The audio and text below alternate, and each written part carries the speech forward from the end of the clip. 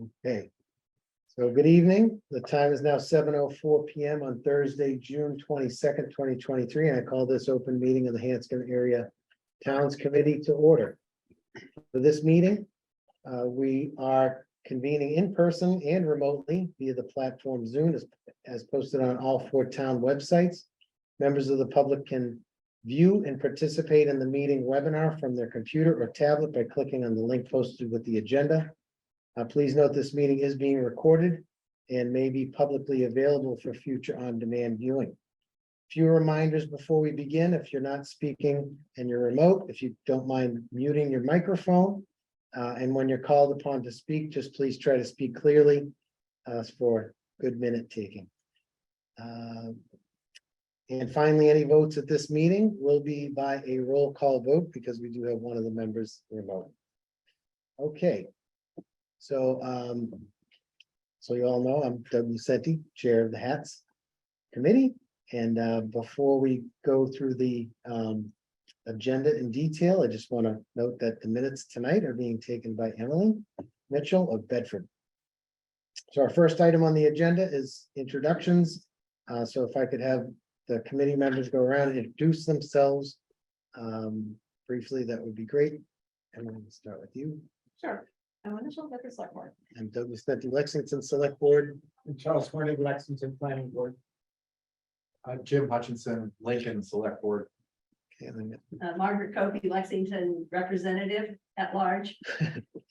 and Linda, Linda Escobedo, Select Board Concord. Gary. Gary Taylor, Planning Board, Lincoln. Okay, and I don't see Steve Hagan. Okay, so I think that's the only people missing. So our second item on the agenda this evening is a presentation we'll be having from Neil Rasmussen, who's president of the Save Our Heritage. And he'll be giving a presentation on the Hanscom hangar expansion. And there will be opportunity at the end of his presentation for questions and answers for anyone that's interested. Oh, thank you. Oh, we will we'll start. Neil, I have the slides, so you're welcome to either come here or you're welcome to just tell me to move to the next slide whenever you're ready. Where would you like me to be, Doug? Wherever, if you want to stand or sit or whatever you're more comfortable doing, that would be great. I guess I can sit here. Let me bring up the slides. I'm going to do full screen.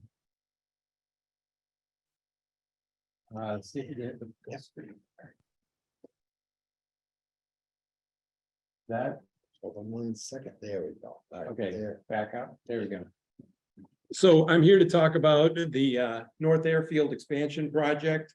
And particularly, one of the issues is involving greenhouse gases. There's many issues involving this project, but I'm going to focus on the greenhouse gas issue tonight. So as you all know, I want to level set a little bit here because I don't know how much you all know about this project, but it's the largest project in Hanscom history, and it's the largest such project in the United States from as far as we can tell.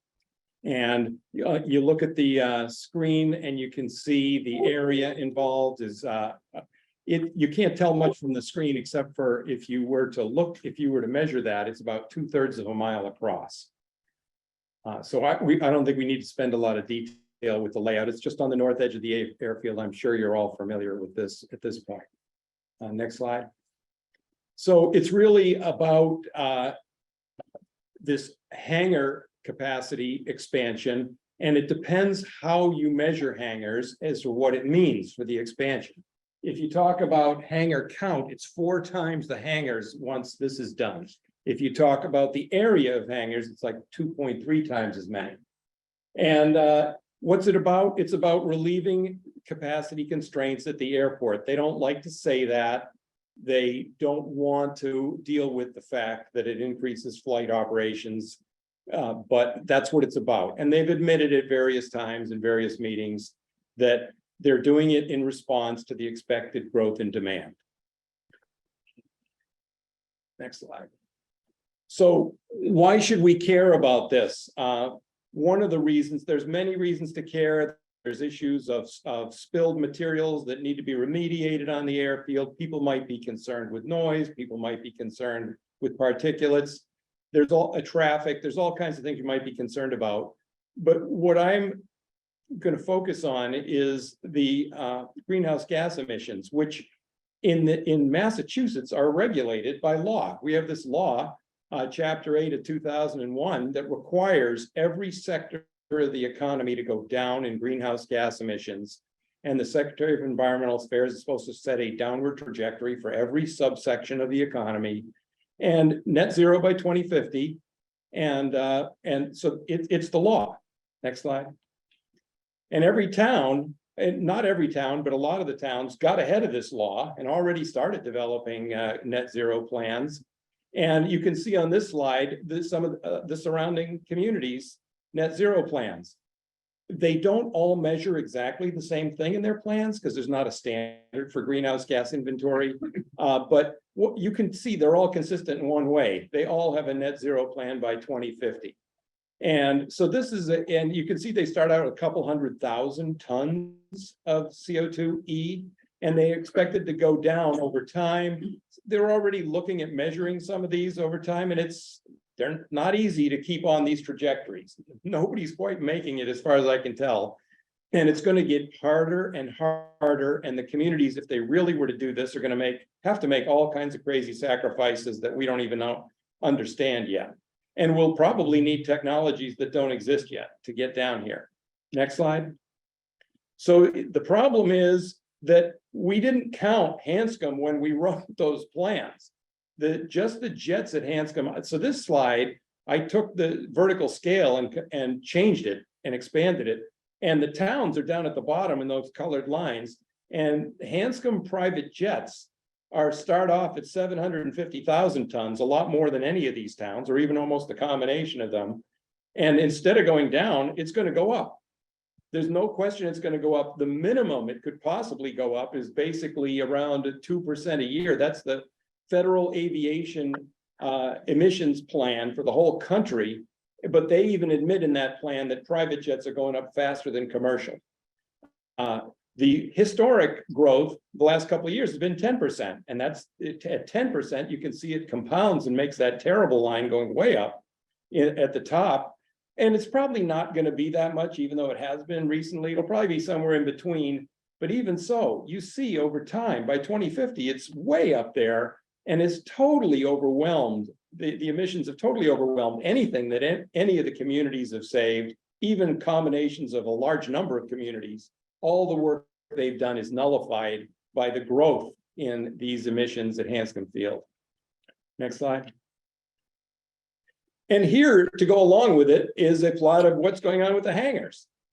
You can see the hangars haven't done much since the 90s, but all of a sudden they're going up a really steep curve, like a hockey stick here. And this chart includes the new project, which you can see out there is expected like 2025 to come online.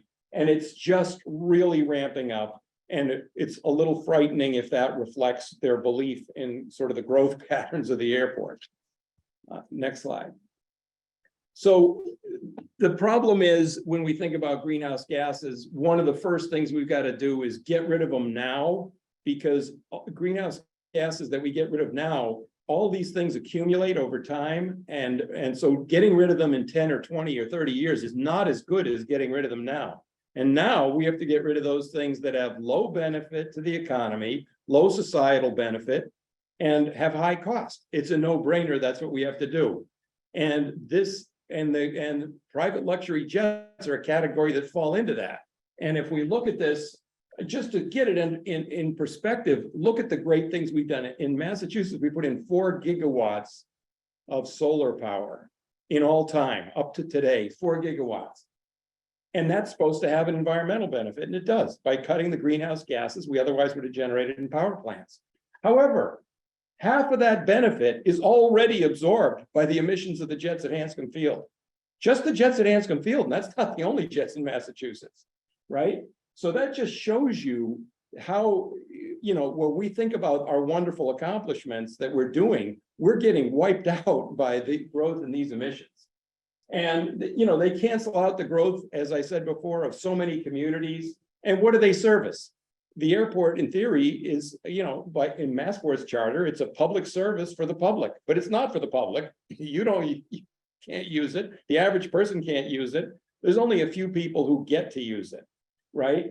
And if you look at what it's used for, and the trajectories show, I was just reading another release by Deloitte advising people on buying private jets and saying, oh, you think you're going to, in their article, they say, oh, you think you might use it for business, but that's not what you're going to do. You're going to use it for resort destinations. And various journal articles and stuff have reported that that's what these things are used for. The number one use this year so far for private jets is the Super Bowl. The number one use around here was the Celtic playoffs, right? And so, you know, and this is a favorite one of mine. One round trip to Asia of a private jet is equivalent to the emissions of an entire rural family in India in their entire lifetime. That's unbelievable. So what we have is a problem where it's hard for us to explain to the rest of the world and people in India and Africa and everything, gee, you better cut back on carbon when we're doing this, when we're flying these things around. It's just not explainable to anybody, and it certainly can't be justified. Next.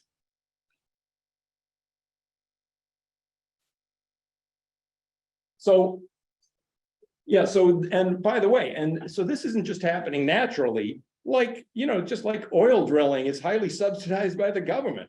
And there's all kinds of things that are going on. The industry spends, according to the High Flyers report I read, over $2 million a year lobbying to get tax breaks on private jets. And they've racked up a huge pile of them that incent their use and encourage people to buy them.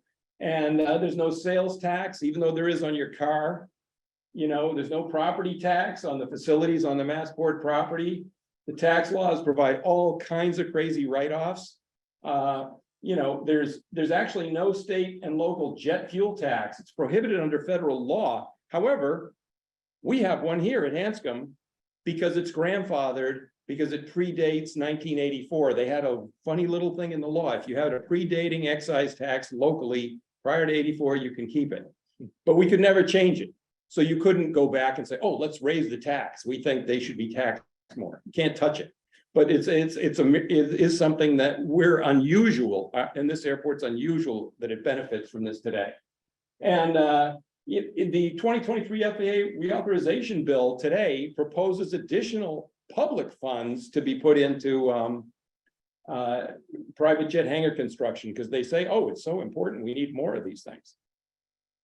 Next slide. So what are the emissions? How do we come up with these numbers that are so terrible? They don't publish them, and they're never going to publish them, but you can figure them out mostly from numbers that are available, but some of them you have to estimate. There's 38,100 private jet operations per year today.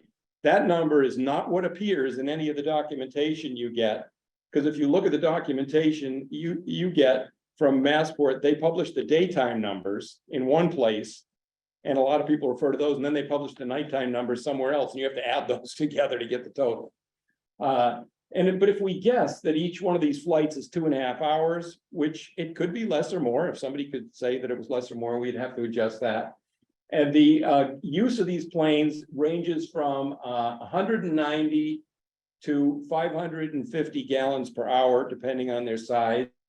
But you can roughly, we interpolate and just go to the middle of that and say it's about 330. It's 11.9 kilograms of CO2 per gallon, and that's just basic chemistry. There's not debatable. That's what happens when you burn jet fuel. And that's just the CO2. Jet emissions have more greenhouse gas emissions than CO2 alone.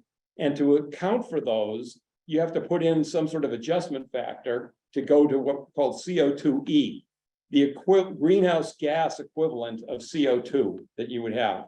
And for this for jets, this is that number is a factor of 2. You have to take the CO2 and multiply it by 2 to get CO2e, which is the sum of all the greenhouse gases. So CO2 is only half of the effect, the greenhouse gas effect of these jets. The rest are other gases and things. Next. And oh, by the way, and you multiply all those numbers together and you get 750,000 tons per year. Next. So, you know, one of the things is we're looking at this project and the proponent had the guts to put in their proposal, oh, this project supports net zero goals for the state without it. But what they're saying in their project proposal is all that they're counting is their buildings. They don't count aircraft operations, and they disclaim any relationship to supporting or generating aircraft operations in their proposal, which they needed to do. You can bet all the consultants that talked to them said, don't admit these things cause operations, or you're going to have to deal with that. So they were told, don't say it has anything to do with it. If you ask them, they'll say, we don't know, we're going to build all these hangars. Maybe somebody will fly out of them. Maybe they will, maybe they won't. We don't know. And in fact, they even argued, and you've heard this thing, probably read it or heard it, that they're claiming, oh, maybe the flights will go down because some of these flights are ferry flights that had to go somewhere else because they couldn't find a home. They couldn't find a hangar to park in. So they went somewhere else. And you know what? I'll bet there were a few during those Celtics playoffs. I bet they couldn't park them all. So they probably had to land somewhere else. But this is an anecdotal thing that they have got no numbers on at all. And it's very simple. If they say, oh, we're going to build the hangars and plane flights are going to go down, put it in writing. You know, just promise the communities that that's the truth. They're never going to do that. They just threw it out there as a red herring to confuse everybody. And by the way, don't forget, they already have a hangar under construction, a very large hangar under construction today that you can see out there on the airport. And they haven't said, is that supposed to reduce the flights? Maybe that's the one that's supposed to reduce these ferry flights, but they never said boo about it, right? So they can't have it both ways. And by the way, the prior projects, for those of us who remember back during all the other hangar projects they proposed, they said the same thing. Oh, we're going to build a hangar. It's going to reduce ferry flights. And what happened? They build a hangar, the flights go up. That's what's happened over time. Next slide. Can I just interrupt for 1 second? Gary has his hand up. Gary, did you have a question or is there something wrong with the audio? Just want to make sure everyone can hear you.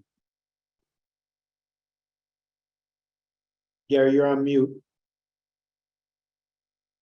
He mentioned that there's an excise tax that's unusual in this. My only question was, where does that go? Who collects it and where does it go?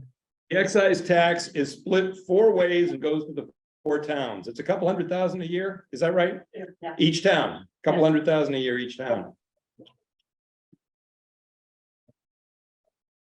Sorry about Yes, that. we're getting I through. wanted to make sure it wasn't, Okay. wasn't a volume problem. Like flight volume. Yeah, next slide. All right. So this has been a very confusing subject because Massport has walked around. First, they told all the local reps, don't worry, flights are going down at Hanscom Field. And so a lot of the reps got confused by this, and Massport gave them figures showing flights are going down. That's true. Flights are going down, but not the jet flights.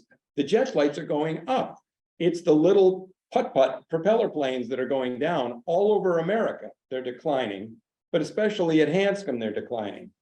Whether that's purposeful, all I know is talking to people who fly those, they say it's a pain in the neck to deal with the formality and issues involving having a plane kept at Hanscom. It's a lot easier to keep at one of these little airports where you can drive your car right up to the airplane and work on it. Private jet operations grew 10%, even though total operations fell in the last year. And they've used the total operation count as a smokescreen to say operations are going down, but it's the jets that we care about because they're 95% or 98% of all of the CO2 emissions. And by the way, the largest recent increase in jets occurred a few years ago, right after they built the last hangar project. So, you know, despite the fact that they've been trying to confuse people about this, the data indicates the hangar capacity is really limiting the flight volume. And so if we add hangar capacity, what do you think is going to happen? You're going to get more flight volume.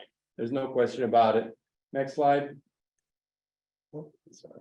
So, and one of the things you might hear, oh, no, these are part of the economy. They're very important. They're business jets and so on. But here's the kind of ad you get. They don't advertise these things for business. This is the kind of ad you get. And lo and behold, from the Boston area, flying to Nantucket and Martha's Vineyard and other places is ridiculously irresponsible because the jets generate most of their emissions in takeoff. And they're very inefficient for these short haul flights over this very short distance. So these are even more egregious, these kind of flights, because you could replace them with a much lower impact flights. And of course, these are all resort destinations. Next slide. And in the New York Times recently, the most recent aircraft service that has been offered is K9 jets fly your dog on a private jet, which I thought was very interesting. It just shows you sort of how crazy this is getting now. Is your dog going to a business meeting? I don't know, maybe. Next slide. So if you look at this in comparison with our Massachusetts plans, today we have 70 megatons in Massachusetts, according to the greenhouse gas inventory. Even though it's a net zero plan for Massachusetts, they actually don't think they're going to get to zero, and they think it's going to be like 14 at 2050. But if you look at Boston's plan, it goes from 6 to 0. And our typical towns are all kicking around a 0.2 megatons going towards 0. The Logan aviation plan is interesting. It's 30, and it's going to go up if you just use the federal aviation emissions plan to figure out what that is. And by the way, that's even including technology improvements to airplanes that they think are going to make them more efficient with that projection. But Logan Airport and Massport announces, oh, Massport has a net zero plan. But in the footnote, they say we don't count airplanes. We only count our buildings. And they do a lot of things. They're switching their buses and vehicles to electric. They're putting solar panels everywhere. That's great. But it's only 0.1 megatons. Logan, dominated by Logan Airport, going to 0, but that's got nothing to do with the footprint of these activities. But the jet plan for Hanscom, it's around 0.8 now. And if you followed the 5% curve, we're going up to 2.9 megatons. And when we get there, if you look at the Massachusetts plan at 14 at 2050, this 2.9 is a very significant portion of that. And it's going to be real hard to explain to people with all the sacrifices they're making that a significant part of our residual CO2 emissions is private jets, including a few just for dogs, apparently.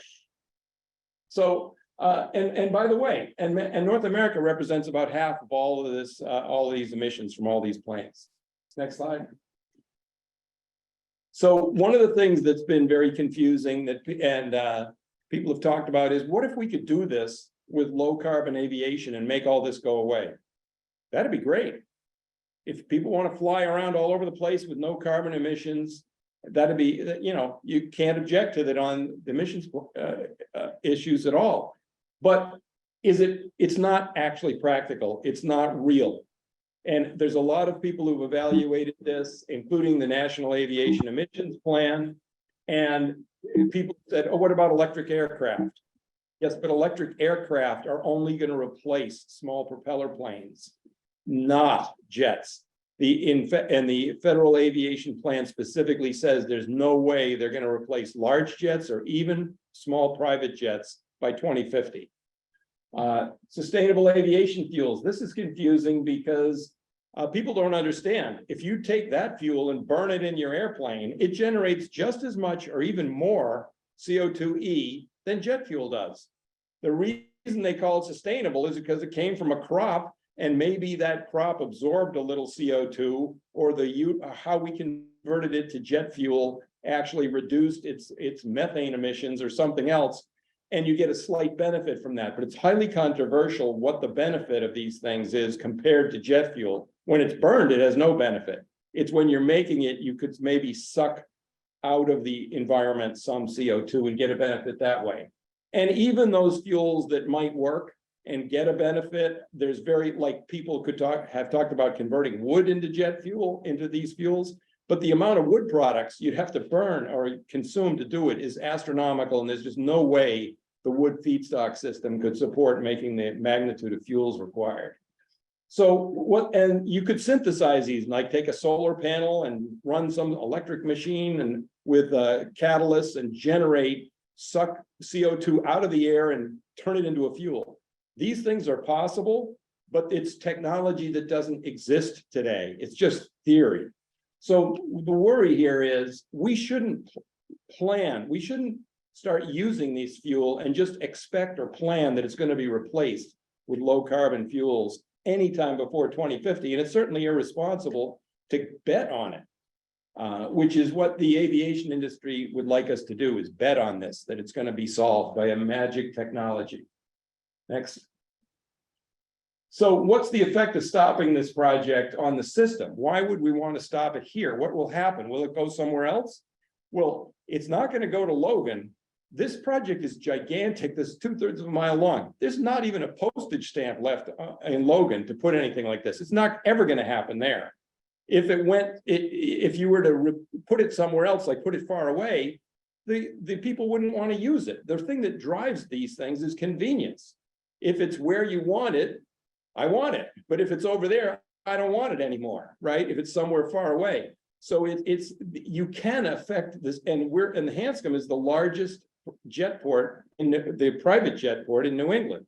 So to the extent that we can constrain what goes on here, we impact the entire system around the country.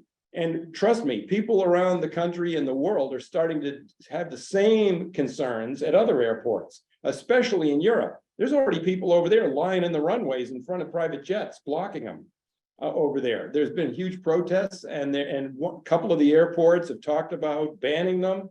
It's already going on over there at a scale that hasn't reached here yet.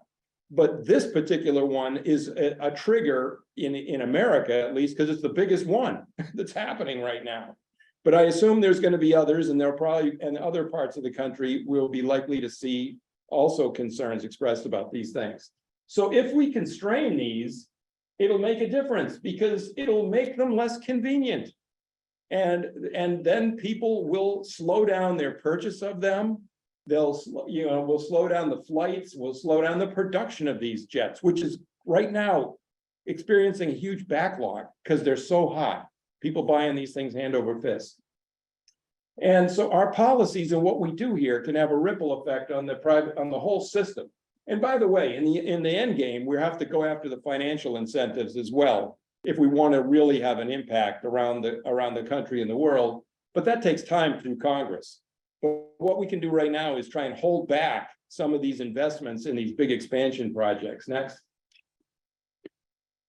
So who can do anything about this? So, and I'll take a moment to talk about the process that's going on right now. As you're probably aware, this thing was by law, Massport is supposed to talk to HVAC about such projects coming up. And they kind of blindsided HVAC and everybody else. They always mention, oh, we might do this, we might do that kind of thing over the years. They've always had this going on, but in this project, it came as a shock, and they dumped it on the communities at the beginning of January with a very short time frame for public comment and figure out what to do. They dropped this ENF thing, which they submitted, which they were required to because it's a big enough project to trigger an ENF. And that went to MEPA, and MEPA allowed us 6 weeks to comment. And a lot of the select boards and everything didn't even have time to figure out what was happening. You know, you have to study it, you have to have agendas, you have to schedule meetings. The whole thing was over in 6 weeks. And most people didn't even understand what happened until 2 or 3 weeks in. So despite that, we had, I think 350 comments were filed on this project. And many people and organizations were very frustrated they didn't get it done in time, because I've talked to a lot of them. So it would have got a lot more. But those comments by organizations, even the EPA and people like that were worried about this project. And those comments, you can find them by searching through MEPA online, but they're posted on the Save Our Heritage website. And public comments, of which there was hundreds, they're distilled out with just quotes from them, interesting quotes, also on the website, in case you wanted to take a look at them. But a lot of people hadn't really even been able to digest this when that comment period closed. The Secretary of Environmental Affairs issued a scoping document requiring a full ENF on this project, which will probably come out in the fall. It could be as early as August, probably more into September or whenever. The company that is doing this for them is really a very, very serious company that does massive projects everywhere and knows what they're doing. So they're not fooling around with this project. And the secretary issued a scope that requires them to answer a lot of questions that were misleading, that she felt were misleading in the original ENF. And we'll see what they come out with. And she can further, complain if they haven't given enough information out. But understand, MEPA is not a permitting process. It's a disclosure process. And all she can do is keep asking until she's satisfied they have disclosed what's really going on there.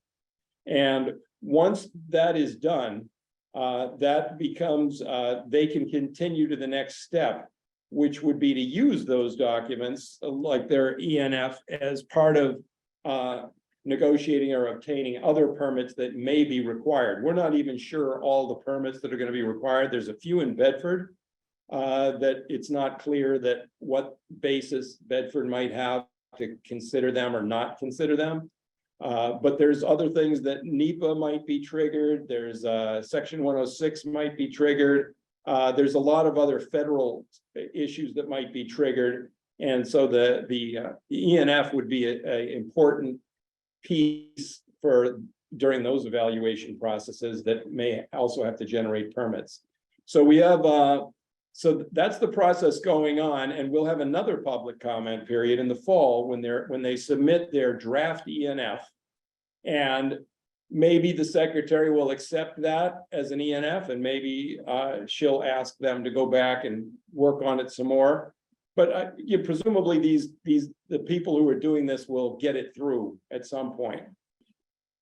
And really, so when we look at the problem we've got, is the towns actually have no regulatory authority, except for there's a tiny bit involving Bedford of some of their permits, but it's, like I said, it's not clear that there would be any basis to reject their requests under those. The legislature actually has no regulatory authority. It's very interesting to understand. Massport, you said, what is it? It's a public agency. It's a Massachusetts public agency, but it was constructed with a shield from the legislature. So they have no veto power over anything Massport does and can't do anything to Massport. And really, Massport itself, interestingly enough, has no power over what goes on there after facilities are built.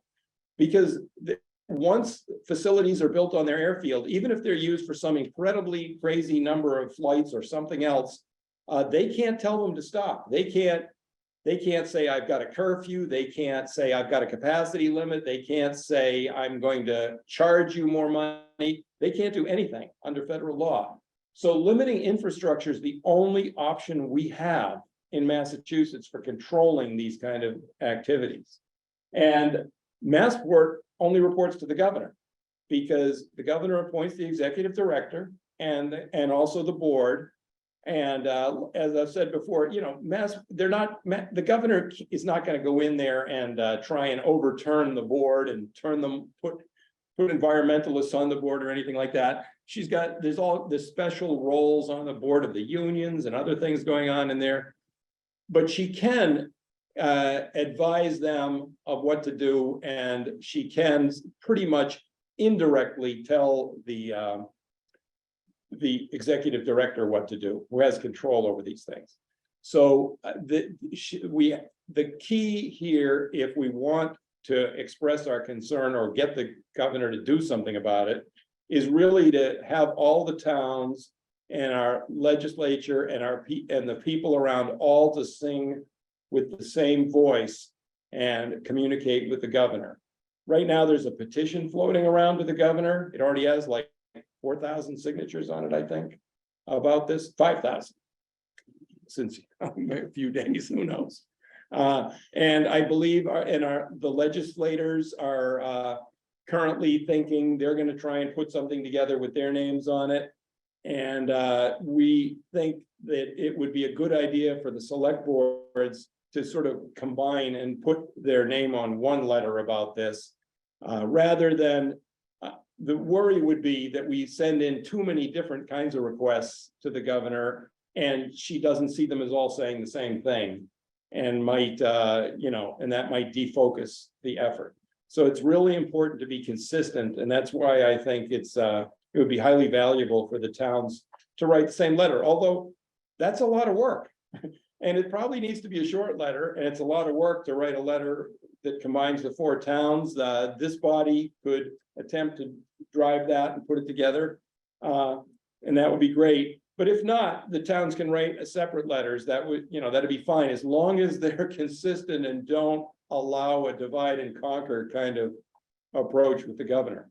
So that's really what we have. The only other thing would, like other programs in the past where we've had to deal with, sometimes you have to appeal to the proponents or their funders.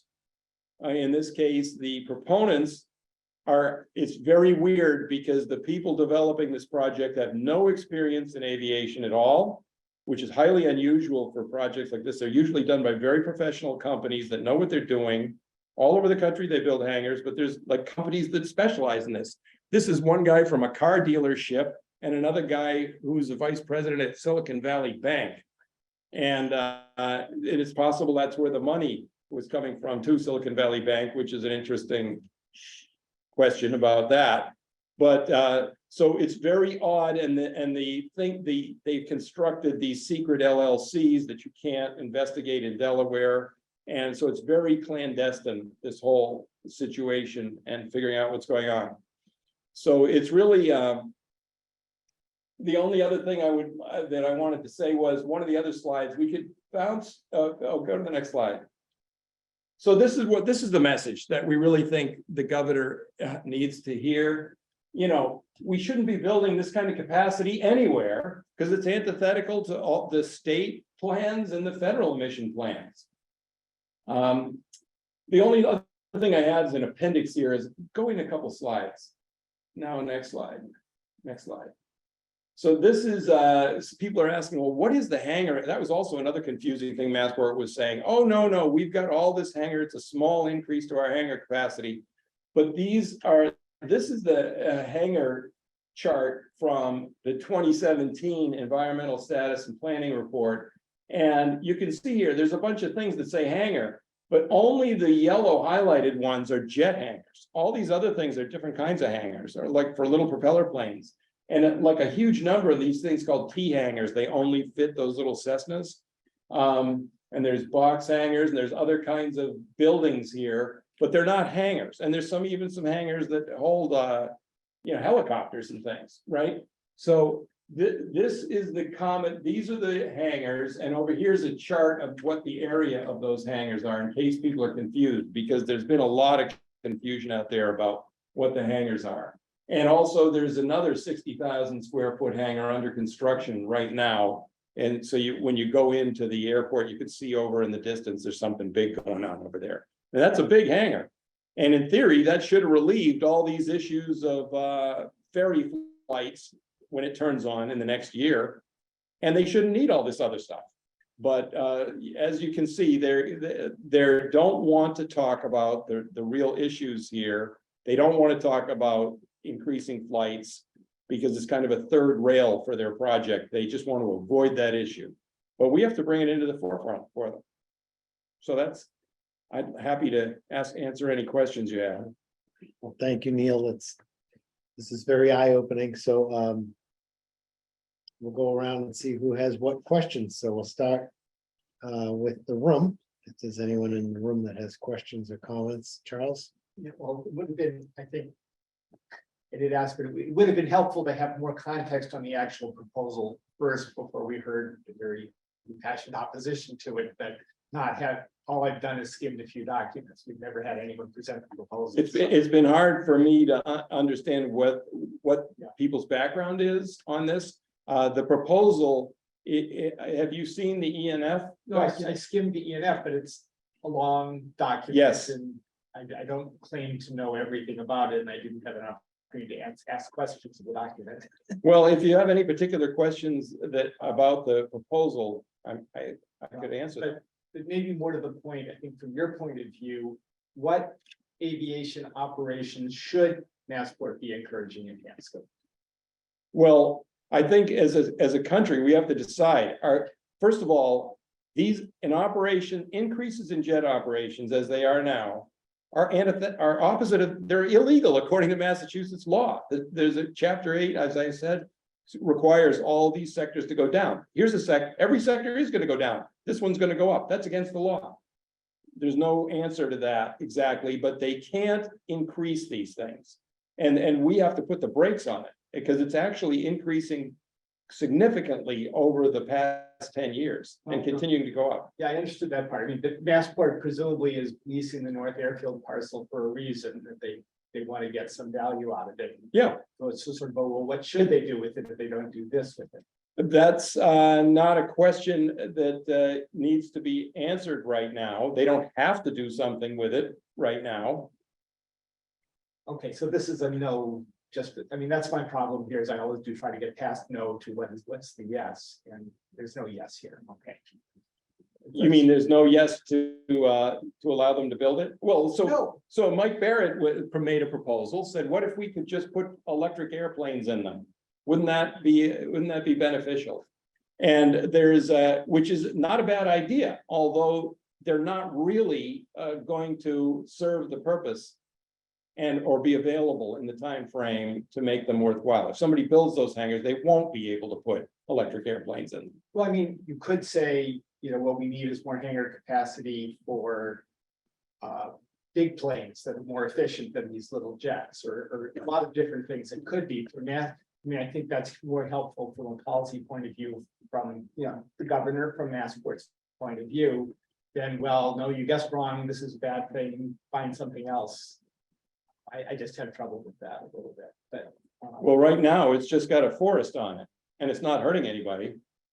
Well, the Navy parcel doesn't have a. forest. No, it's right, just that hangar. Yeah, no, I just was trying to look at what your vision of where Hanscom should be going, since you clearly feel the direction is going is wrong.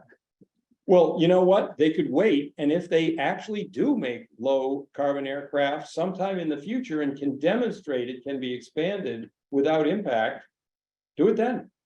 Okay. Yeah, I have one comment and two questions. Do you want me to do them all? Yeah. Okay, so my comment is, Lincoln Select Board has already discussed the contradiction between the probable increase in CO2 emissions and from a project like this and the greenhouse gas goals of our town and the state. And we're very concerned about that.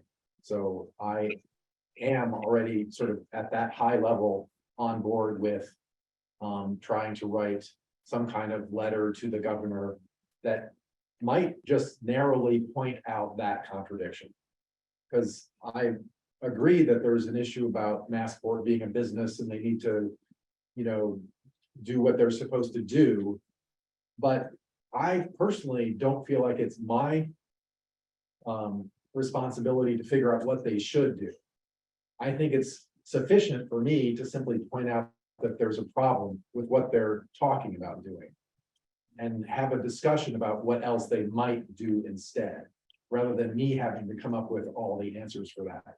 So Lincoln Selects are on board with the concept of writing a joint letter between the selects of the HATS committee to the governor that narrowly points out this contradiction that we see in the current proposal. And I think if we go beyond that message, we might have difficulty getting everybody at the table to agree. But I would at least like to have a discussion tonight about whether the other town selects agree on that one narrow point that we have a problem there or might have a problem there. We have some statistics from Neil Neil's a smart guy and, you know, I believe his calculations are probably in the right ballpark. But other people debate that. Yes, could Massport come up with their own statistics? They're supposed to with the ENF, right? So I think that there's room for continued discussion about what the right numbers are. But you don't have to be very accurate with numbers to realize that there's an issue. Right?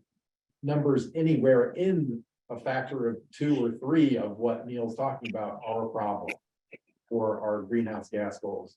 So that's my statement and my offer to the other selects to work on some kind of joint letter to the governor. I do agree with Neil that that seems like the only avenue that is likely to have or could have impact on the project being proposed. I do have a couple of technical questions though for Neil while we have you here. I am grateful for your presentation, Neil. Thank you for it. As usual, it's very insightful and well researched, so thank you. First, I think your calculations are about the hangar space or about the jet hangar space. And I think that you're showing that the jet hangar space would more than double with this proposal if it went through. Is that correct? The number of hangars goes up a factor of 4, but the area goes up by 2.3. Okay, so area is what I was Yeah. keying off of, and it's the area is more than doubling. And to me, it is logical that if you make that much more space available, the number of operations over time is going to go up. I think we have some documentation of that in the past from hangars being done, so that sort of makes sense to me. So my other question is, isn't there a problem with federal versus state control over different sources of greenhouse gas emissions? Yes. Correct me if I'm wrong, but I believe that the state controls things like buildings and cars and stuff, but federal government controls emissions of aircraft. That's sort of true, although even in the Massachusetts plan, they did put some aviation into the plan, but if you read the plan, it's very confusing. They said, we can't ignore it, but we're not sure how to deal with it. They said, for one thing, they said, if a plane's flying internationally, we don't count it at all, let the UN count it. All right, which I don't agree with. I mean, what are they gonna do about it, right? There's a lot of confusion, and some people were saying, oh, we'll only count it until it gets up to elevation. We'll count the flight just taking off, and then we'll forget counting it and let it go. Right, and instead of enabling a flight and counting the whole flight enabled as the greenhouse gas emission. But to simplify. So there's a debate, Massachusetts plan has not ignored this, Okay. and the Massachusetts plan doesn't exempt aviation. Okay, great. So we do have. But as far as regulating it, there is no regulation of emissions by the state. My concern is sort of a simple level of, if I write a letter, or the Lincoln Selects write a letter to the governor saying there's a contradiction between state goals and more jet emissions, she writes back saying, sorry, we're not in charge of jet emissions. That would be a pretty short conversation, not very productive.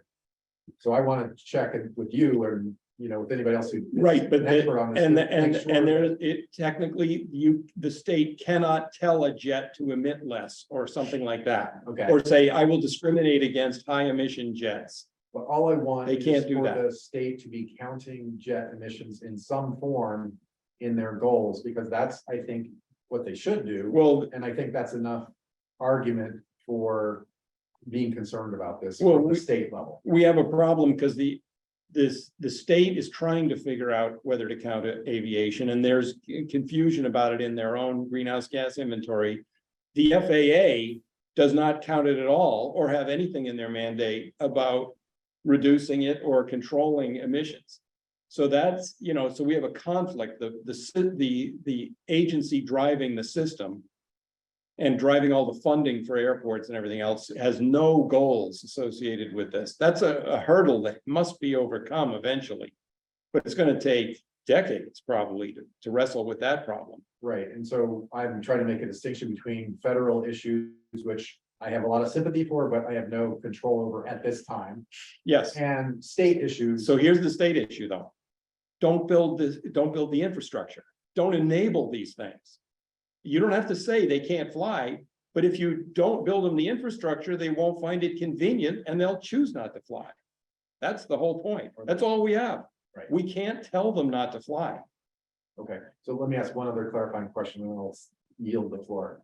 I thought I heard, I believe it was from Christopher Elliott on an HVAC meeting, that Cape Air is buying electric planes for Martha's Vineyard and Nantucket flights. That's great. They're a very advanced airline thinking ahead.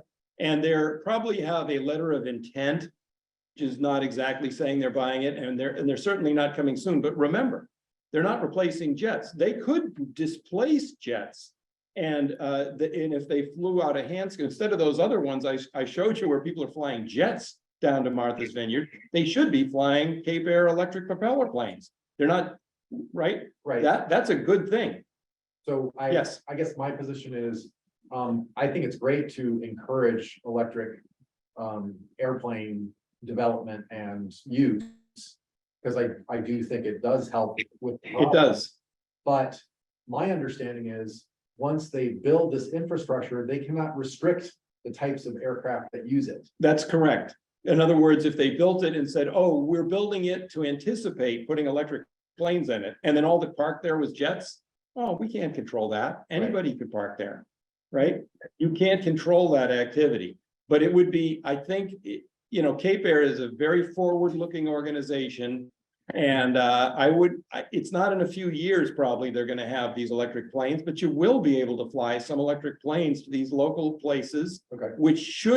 They should actually outlaw jet travel to these places and force people to use these planes. You can't actually do that right now, but they're gonna do it in Europe. There's a bunch of bills like this in Europe for starting to prevent people from using short hop jets and so on. And I think we'll see them leading the way and probably will maybe follow suit a few years after they do. Great, thank you. Thanks, Jim. Margaret or Gene? or- Glenn, did you have your hand up? No. No, Emily, do you have any questions? No, I've heard this presentation before. I think we've had a lot of good conversations at APEC meetings about this process. From Bedford's perspective, it is hard for Bedford to just say no, because they're going to build something there. And if they're going to build something, it's going to affect our infrastructure, our water, sewer, our roads, all these utilities that we have. So for us to take a position that is just, no, we don't want to talk about it, I think it would frankly be irresponsible. So I think the narrow suggestion that Jim is making, that a letter from the towns to the governor, specifically calling out the greenhouse gas emissions and the contradiction. I think that's something that the other select board members would be open to. But I think further than that, our position has sort of been, we're the ones who are going to have to deal with it on the ground. So it's harder for us to take a position that is strictly principled. We have to be practical as well. Which, of course, is a potential kind of threat that Massport would like to use. Accept this or we'll do something even worse to you. Right? Which is the implied threat there, right? I would not say I feel threatened by Massport, but I understand what you're saying. To me, Neil, though, this is just saying this has a problem. It's not the full conversation. It's not the answer to the problem. It's just saying there's a problem. Raising the flag, yeah. It's just raising the hand saying we need to have a discussion about this. There's a problem. Yep. I'm surprised that they proposed something this large, to be honest with you, because if they were smart, they'd propose little hangars one at a time, or little, and because the last one they put through, hardly anybody noticed the jet aviation hangar. That's a huge facility being built right now. Nobody really paid much attention to it. But all of a sudden they uncorked the biggest project in America on us, which is like highly unusual, but that's what they're doing. So I think Gary, you had your hand up. Do you have another Yeah, I question? did, and I'm a little concerned about maybe getting crosswise with my own selectmen here, but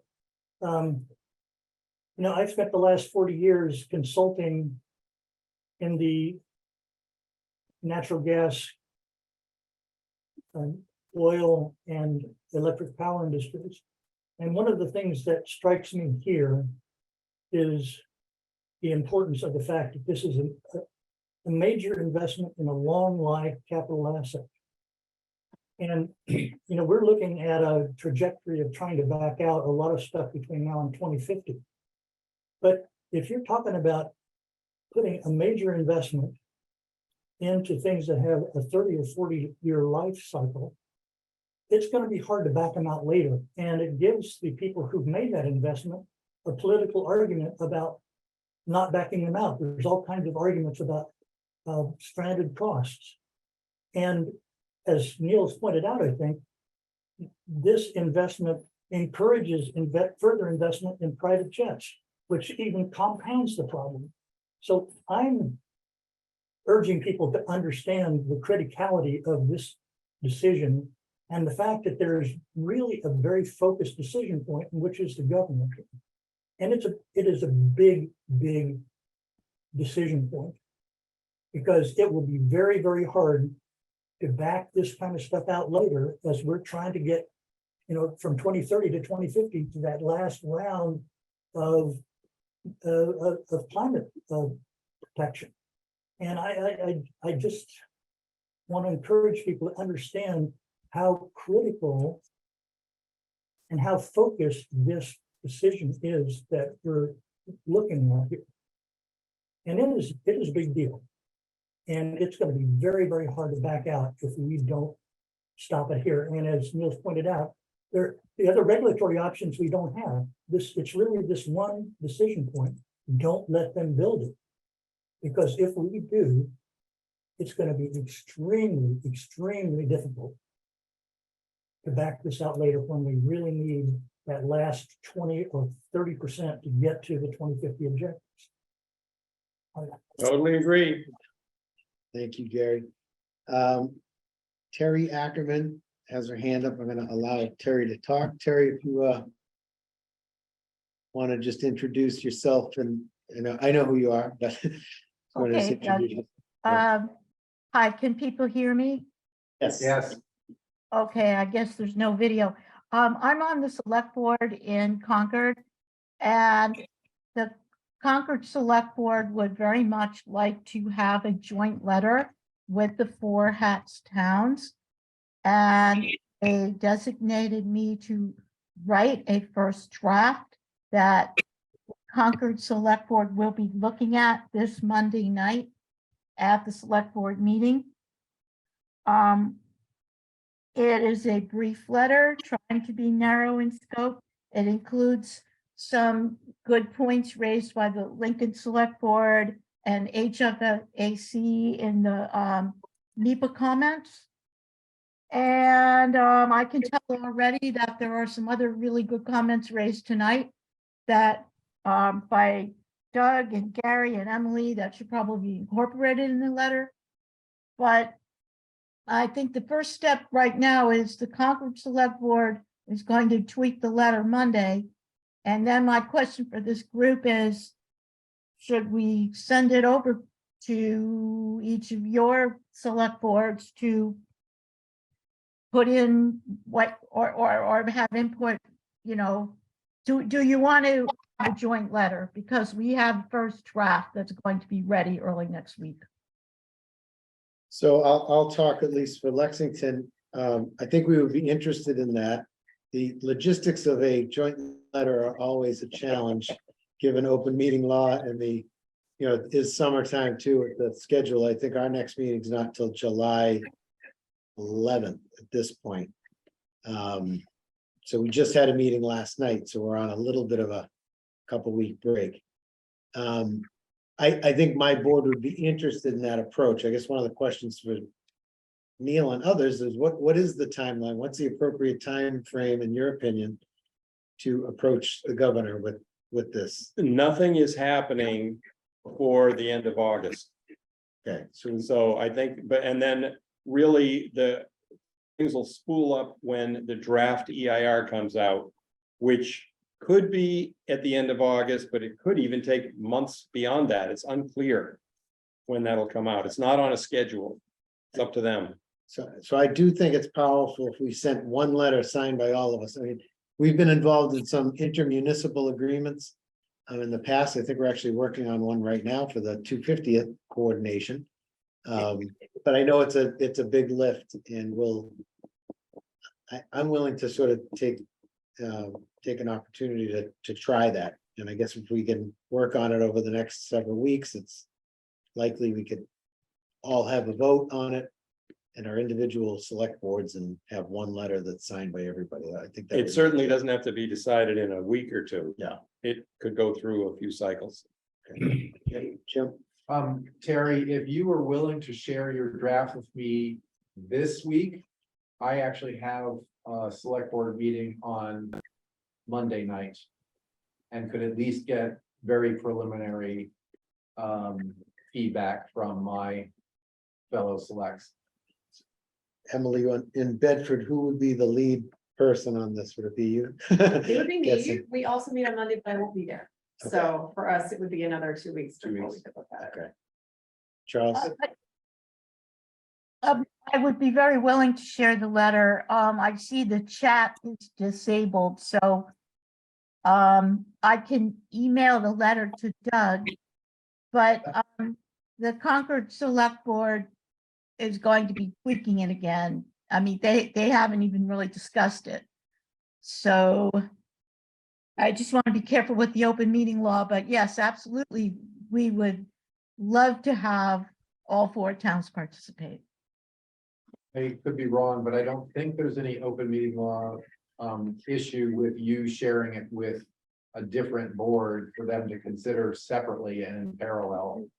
Correct. Not aware of any. no, I conflict don't there. think, so. It is a little weird though, because this is an open meeting and we are all, the 4 towns Right. sitting here, all members of that group, so But I we're have to think. proposing that it's a letter from HAP. It's not Right. from past, it's signed by, You're sharing information for us to take to our select. correct. Yeah, so I think it's fine. And actually, I would say about as in line with the charter of this organization as could Yes. be possibly.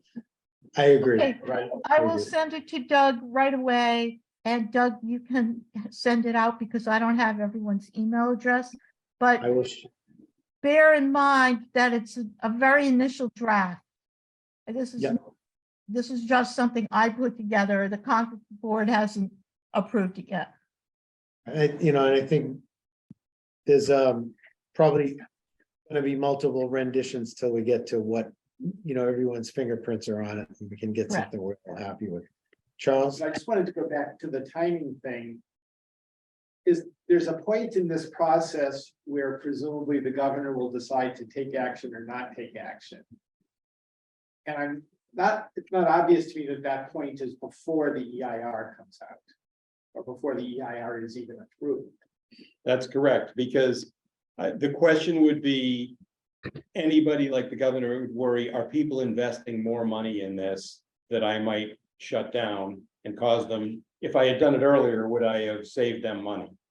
Well, that's one side. But there's no apparent, except for their having the consultants write this EIR.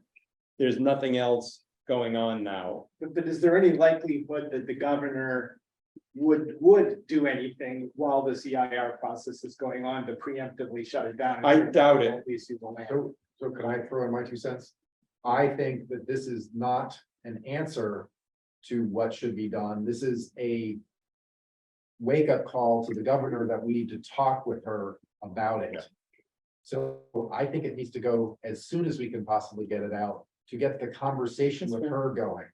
I think Because I think she's gonna have a similar attitude to some of us around the table, where this is not the answer to the problem, it's simply pointing out that there's a problem. And so we need to have a discussion.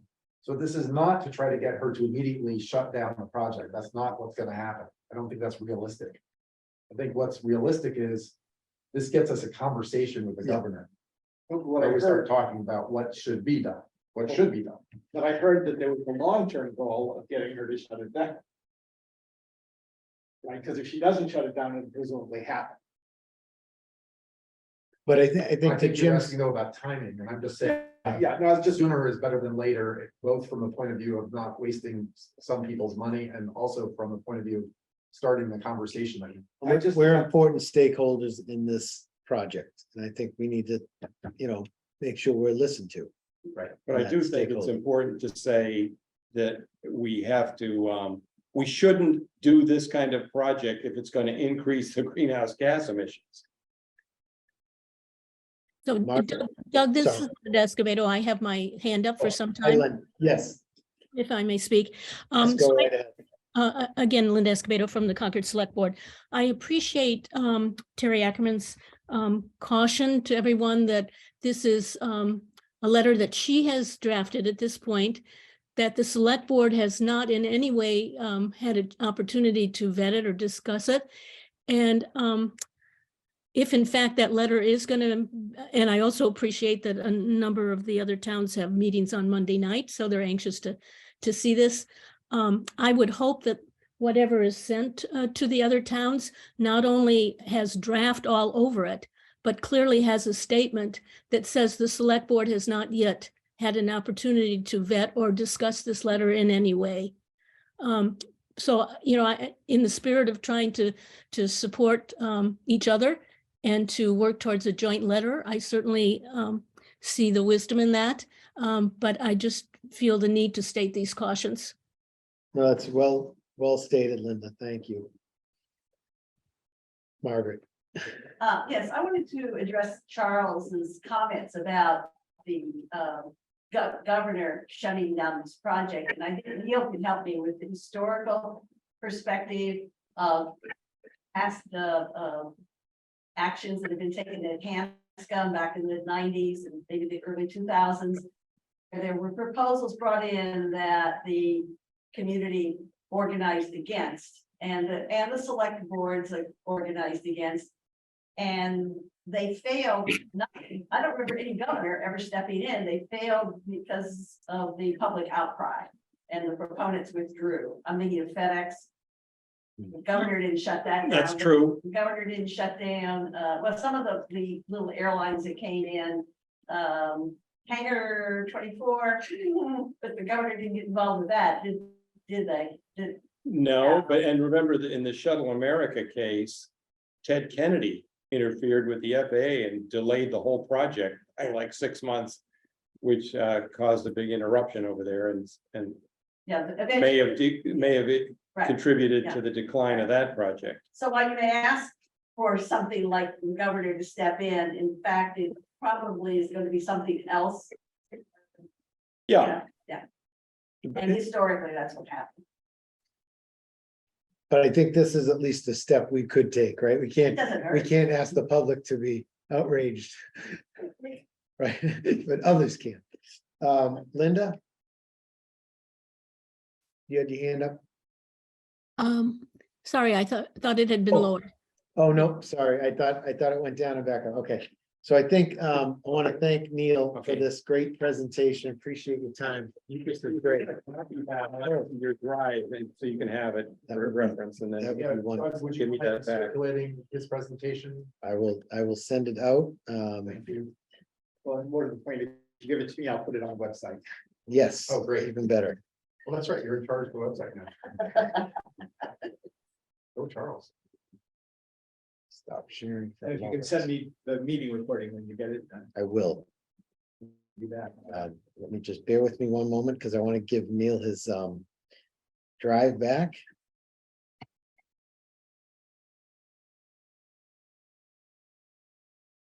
Okay. So I'm just brainstorming a little bit here. Time frame for possibly doing a joint letter is probably at least 2 cycles of select board And meetings for all July or of us. August at best, I think. So sometime in August, it's Yeah. reasonable goal, right? Yep. Because some of So us you got even I stop actually meeting just at shut some point. file. You never stop. Okay. Well, Lincoln tends to take a month or so break. Yeah. Corrupted either. We usually meet twice in August, but one is a goal setting meeting, but we're probably gonna punt that until our new town manager is in place, so Okay. we probably have a hold on a date in August that we could have a meeting. That's excellent. All right, so we have few other things on our agenda tonight, so I'm gonna move on to the next items. So our second item on the agenda was Neil. The third item is the municipal updates from each town. So we'll just go around briefly. I know we just met recently, 4 weeks ago. So it may not be a lot of updates, but I'll give everyone an opportunity to say if there's any updates, and we'll start with Bedford. Good, because I already typed mine into the notes. Good.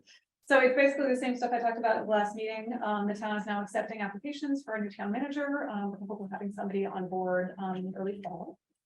The new fire station building process is underway. The building committee and the architects and owner project manager have held meetings with the butters and with the historic district commission and the broader community. The fire department is almost finished with its final list of programmatic needs, which will also help determine size and shape and what the building needs. So that's exciting. The Energy and Sustainability Committee, new thing, they are requesting that the select board support a town meeting article in the fall for Bedford to opt into the state's specialized energy code. So we'll be talking about that on Monday. And those are big things. We got our water and sewer rates coming up on Monday and exciting stuff. Excellent. Linda, do you have an update from Concord? And as you pointed out, not a lot since the last couple of weeks here, but I will just say that, there's a lot of activity, as there is in some of your other towns, for preparing for the 250th. And, part of the challenge right now is to see what kind of support we're going to have from the state legislature in terms of perhaps funding to assist in that process, particularly for those towns where we're expecting, huge crowds. So that's an issue right now. I was going to mention that we're in the process of drafting a letter to the governor. So you've just heard about that first discussion will occur on Monday night. We are engaged in a campaign to hopefully successfully bring to this next town warrant the MBTA community zoning. And so we've hired some consultants to help us with that so that we can do an all-out campaign. And I'm sure we have a lot to learn from Lexington on that, and we look forward to that. And then also there's always I think we always hold out hope for a change of pace in the summer.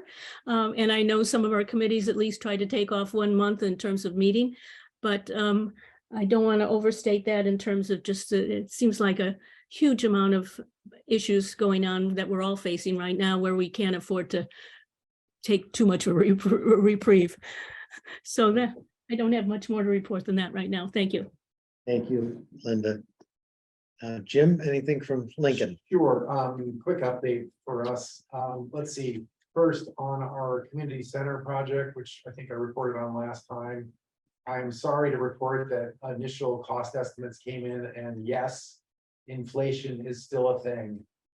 We were a little shocked with the price tags on the options that we're considering for that project. So for all of you out there that are doing building projects, it's not over yet. Let's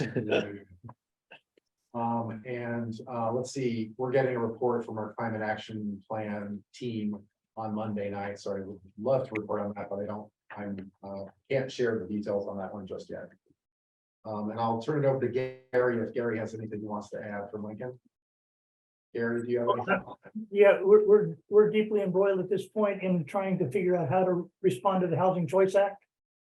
And we have a process ongoing to rezone various pieces of our community to be compliant. And at the same time, we're considering the rezoning of our mall area in a manner that's consistent with that, but not actually included in the HCA because in the HCA you can't reserve the commercial activity.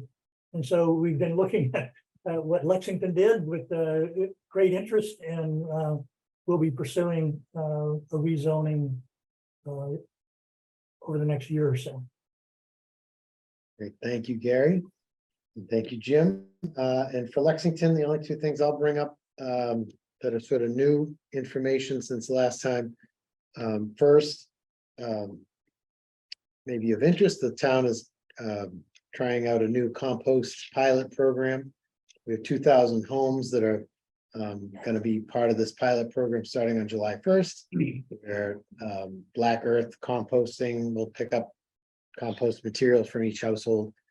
We're trying this out to see if it'll reduce our tipping fees overall and try to bring our overall trash that goes into an incinerator down.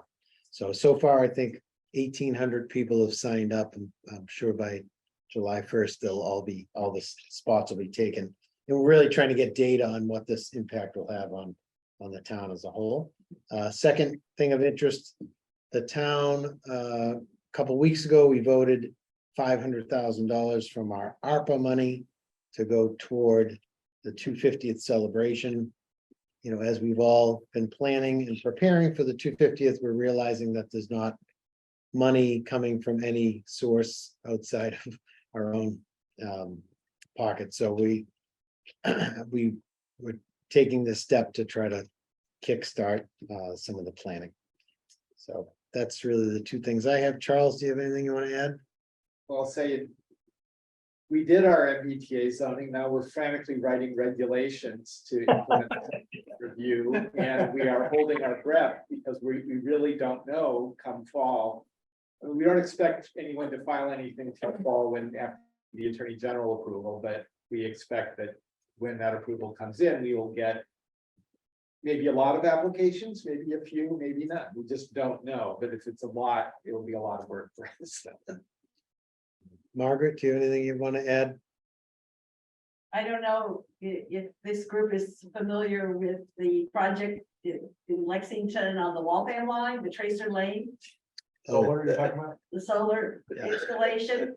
Apparently, I heard that the city of Cambridge, the city of Waltham, the proponent and the abutters are all suing the Lexington Planning Board right now, right? Correct.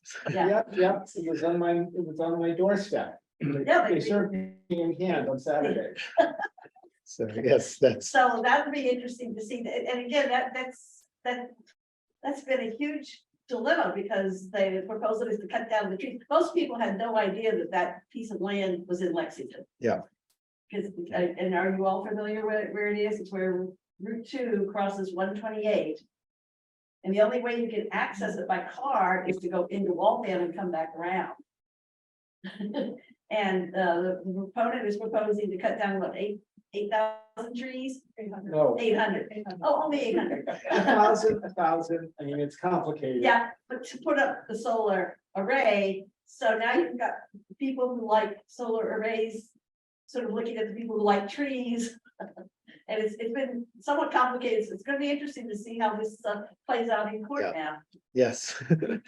Dragged out, I'm sure. And Charles, you have my sympathy. All right, any other questions or comments among the towns, an update? Okay, seeing none. The fourth item on the agenda is receive updates from Hanscom and Massport. So we'll start with Glenn. From Hanscom. Hanscom Air Force Base. Hanscom Air Force Base, yes, Yeah, sorry, yeah. I'm still getting my lingo down to make sure I No, use that's the all right right. words. No confusion here, so, like you said, it's only been 4 weeks since we last met, so, a lot has happened, but not a lot has happened, so, I'm gonna touch base on some of the things I reported last time, because, we have updates on those. Last time I was here, I mentioned the, hiring event that we had in Burlington about, we had 400 civilian positions open. We held the event. It was conducted on May 23rd, Boston Marriott in Burlington, and it was a free event. Anyone was free to come. We had over 1,100 people registered. A solid 500, almost well over 500 people attended. They had a solid 340 plus interviews, and we did 130 selections so far. So it was a great event. There's talk about doing it again. I don't know any information on that, but more to follow on that. But it was a good event, worked out great, and thank you for anyone here who passed that word along to folks to come and bring your resumes. So appreciate that. I also spoke about energy resiliency last time, and some of the projects we're working on. One of the high priority initiatives is for us to replace the installations substation that's serving on the base. I don't know if you all recall, like last September, we had a significant power outage. So that kind of accelerated things. So our leadership and civil engineering division are taking a look at taking numerous actions to help increase our energy resiliency by replacing that aged substation with something a little more modern. That'll improve the redundancy and it'll be ready for a microgrid control system. So that's a project that's coming. We also, Hanscom Air Force Base was also recently selected as a pilot base for the non-tactical vehicle fleet electrification pilot program. And this is out of the Office of the Deputy Assistant Secretary of the Air Force for Environment, Safety and Infrastructure. So the goal is to replace approximately 70% of our non-tactical vehicles with electric vehicles, and of course installing the necessary electrical vehicle charging infrastructure to support those. So that's something I was just, and there's an article about this. We did a story on this on June 13th. You can find it on our website if you want to learn more. There's much more details about our energy resiliency efforts. So I encourage you all to go and take a look. So somebody asked me earlier about the Sartain Gateway. Okay, so a lot more has been done. The main water lines installation has been completed and tested. Site sewer system is complete. The site stormwater installation is at 75% and gaining. A lot of the rough-in ductwork and some of the buildings that are being built there is complete. Foundations are poured. In fact, the finished concrete pours have been done at the visitor center and is completed. They got the steel canopy or gate that's up and being is at 80% complete. There should be roof shingles is going to start next week. And in a couple of weeks, in 3 weeks, they plan to start the exterior siding, planking, and trim on the buildings out there, the actual visitor center, the guard shack, and the vehicle search building. So moving right along, moving steadily. Right now, the project completion is expected sometime in early 2024. So, and then I'd also like to point out that when we originally were started up again, or having a conversation that, of course, Colonel Enriquez was, at some point would probably like to come in and speak, or so maybe we can look at some time in trying to schedule something in the future. Not too soon. She's going to be really busy for the next couple of months, but something a little further out on the November. So just want to throw that to you. Yes, And that's, we can talk about that. yeah, it's actually the next item on the agenda, so Right, so we'll talk about that. yeah, I mean, it's been a little while since she first talked about that, and of course, Yeah. I think where you guys were getting things together, and then we started again, so we reached back to her, find out exactly, but there is an interest there, obviously. That would be great. It's something we usually do, of course, the previous commanders have done this in the past, and it's come by. Yeah. Let's focus. Thank you. And that is all I got for Hanscom Air Force Base. Excellent, thank you. And we have Amber with us. I think Amber's by phone. Amber, can you unmute? Oh, perfect. I can hear you. Can you hear me? Yes, we can. Excellent. Thanks, Doug.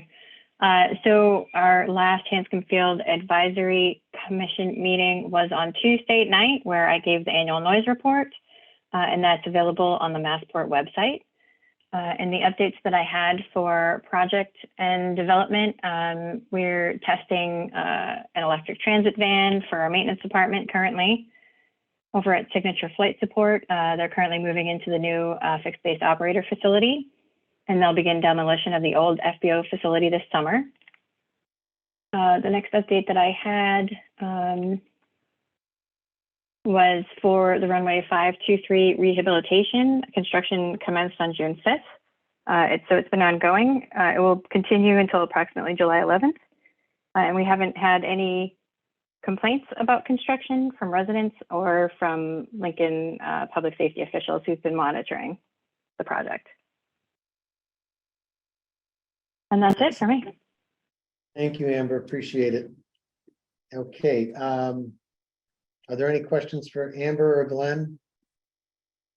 No? Okay. Simone, did you want to give any update from the national park? I don't know, to be honest, this is only our second meeting. I don't know if you are usually part of the rotation of the updates? I don't want to put you on the spot, but I don't want to leave you out. So you tell me. Sure, the only update I would actually like to give is related to our Great American Outdoors Act project. So our phase one, which is the buildings and structural rehabilitation, is in full swing. So if you come to the park, you've seen a lot of contractors literally all over the place. And our phase two, which is focused on our trail rehabilitation project, has started primarily with the boardwalks. So the first boardwalk is now under construction. So we do have a trail closure that we've notified the public through signage, media, website. So phase three, which is tied to the landscape rehabilitation to the park, is out with our contracting office now, and we have pre-bid walkthrough scheduled for June 29th. So we're looking to award that by the end of our fiscal year, which is the end of September. So Great. a lot happening. Yes, busy. Thank you. So the next item on the agenda was, fifth item was to discuss future meeting topics. We brought this up at the last meeting. I just wanted to review and prioritize with the group. Real brief, we had the North Airfield project, which I think we covered a lot tonight. And I think that'll be an ongoing agenda item, probably just not as much of the whole meeting. Glenn brought up the Colonel coming for a visit. I think that was a good one. We probably should have that on the list. We talked about having a public safety night, a DPW night, MBTA zoning and housing choice topic, potential 250th celebration topic, school superintendent night, and then once the Bedford town manager is in place, you know, probably in the spring, a town manager night. So anyone?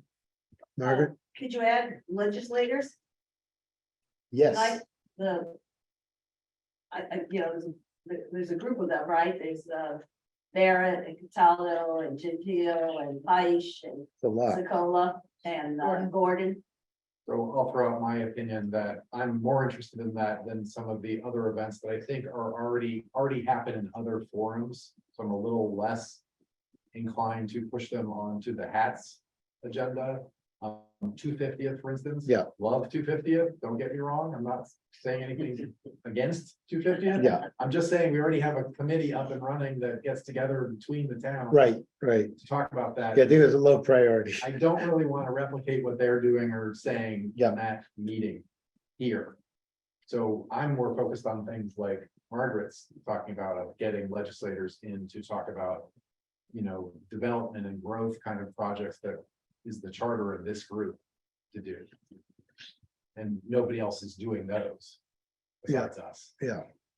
What, how do other members feel? I would tend to agree with that, and kind of related and also related to the North Airfield project. Christopher Elliott, who's the chair of HVAC, has been in touch with staff at Representative Clark's office. So expanding from state legislatures to federal legislatures. I think that could be a meeting that he could have arranged to have someone come in and talk more broadly about, you know, aviation jurisdiction, like who's doing what. And can I just throw in, don't forget that Hanscom sits in 3 congressional districts.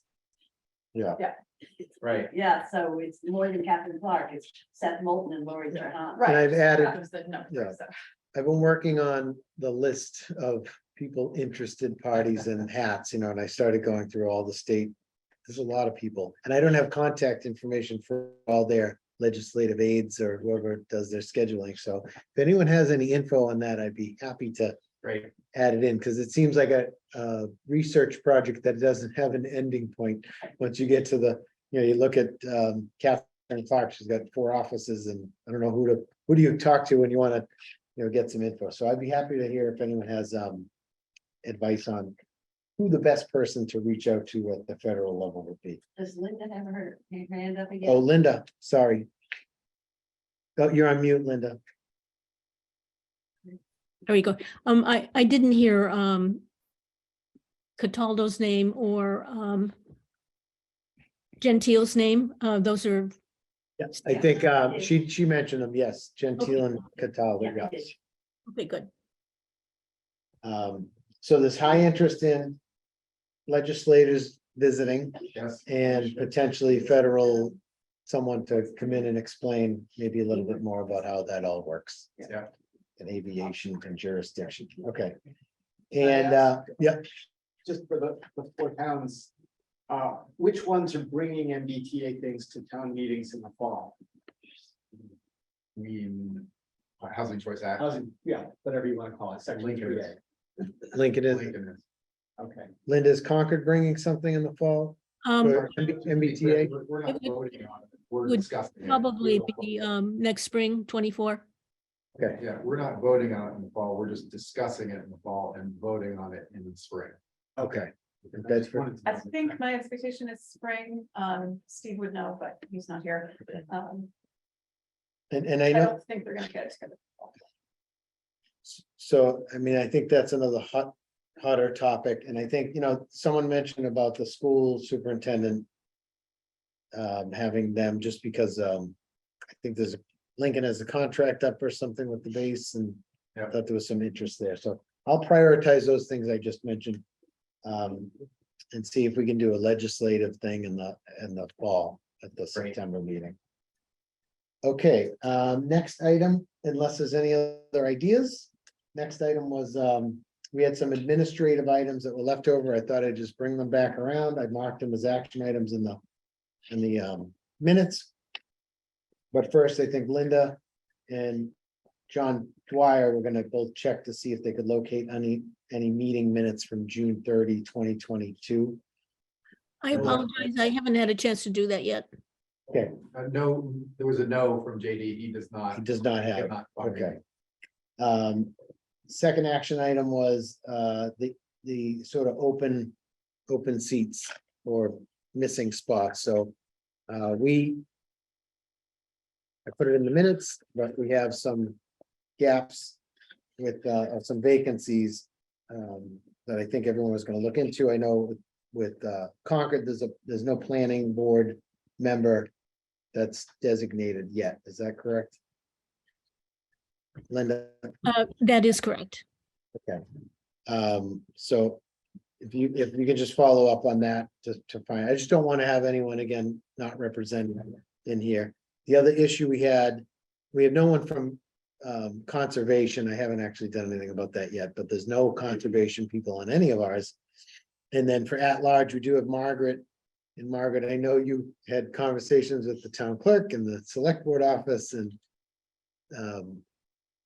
Did that get resolved? I'm not sure we're fully resolved. I Okay, kept well, trying to I- explain it. My letter of appointment, Yes, and I sent that to her with a reference to in the archives to the meeting minutes of when I was Yes. appointed, so she has that. I don't know what happens now. Is all right. is that enough?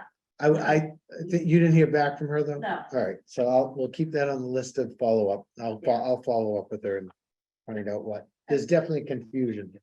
Just an update from the Bedford side. So Steve Hagan is also on the Conservation Commission. Oh, So. so we don't he's need it. Kind of filling both. all right, roles. that's good to know. And the next action item was, John was gonna renew the website, and so I just want to talk about the website, because Charles, did you meet with Jonathan Dwyer? Yeah, we got together, remotely and the website is up and running. I haven't reorganized it or anything, but I Yeah.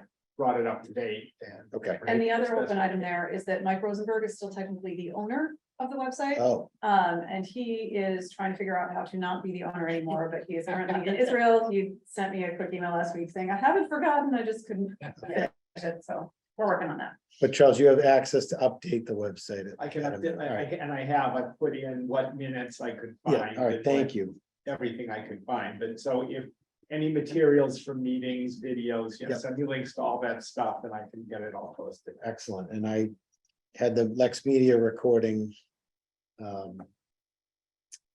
put onto the Right, which website, is so, like yeah, now, and excellent. so are you gonna be sending this recording to LexMedia? I'm gonna, yes, Having them posted, okay. I am, just because we don't have anywhere to host it on the town's site, so YouTube is better than anything else. All right, our seventh item on the agenda is to approve the meeting minutes for May 18th, 2023. I move Unless we it's- approve them as submitted. Okay, and then there were just two minor corrections or a couple corrections from, but it was, I called the wrong hanger. wrong hangar numbers and all, no, excuse me, runway numbers, so. There's a couple of typos on my part, getting my sea legs.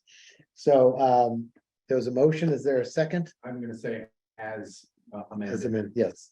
Is there a second to the motion? I'll second. Thank you. Moved and seconded, by a roll call vote. Emily, Aye. Jim, Aye. Linda, And thank you for how well these were written. welcome, and I'm an aye. So the motion passes 4-0. That is our last item on the agenda, so I'm gonna move that we adjourn. Can I ask when our next Yes, meeting is? it's on the agenda. Our next meeting will be Thursday, September 21st. And I'll take a motion to adjourn. So moved. Okay, a second from anyone? Second. Moved and seconded by a roll call vote. Emily, Aye. Jim, Aye. Linda, Hi, thank you. and I'm a yes, so the meeting is now adjourned. Thank you, everyone, for your time, and look forward to seeing you in September. And we'll correspond in the summer over the letter. Great.